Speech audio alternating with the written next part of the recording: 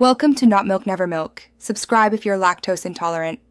You begin by preparing a focused scene and assets. Open Roblox Studio and create a new place. Make sure Explorer and Properties are enabled so you can edit quickly.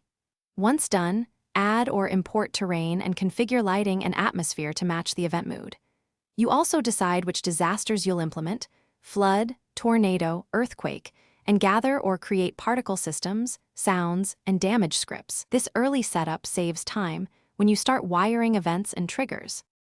Now you build the core systems that run disasters. First, code a central controller that starts and stops events, then separate spawners for particles, audio, and environmental forces. Use remote events to synchronize effects and player damage between server and clients. This avoids cheating and physics desync. For visuals, combine particle emitters, sound cues, body forces, and tween service to create motion and intensity ramps. Make sure to test one subsystem at a time so you can isolate bugs quickly. Finish by polishing behavior and performance.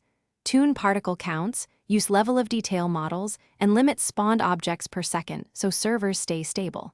Once done, add UI alerts and cooldowns so players understand incoming hazards, and implement failsafes that stop events if frame rate drops.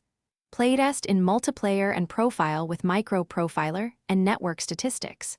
If something breaks, check the controller logs first and disable subsystems one by one to find the culprit, usually excessive particle or looped physics. Thanks for watching. If this was helpful, leave a like and consider subscribing. See you next time.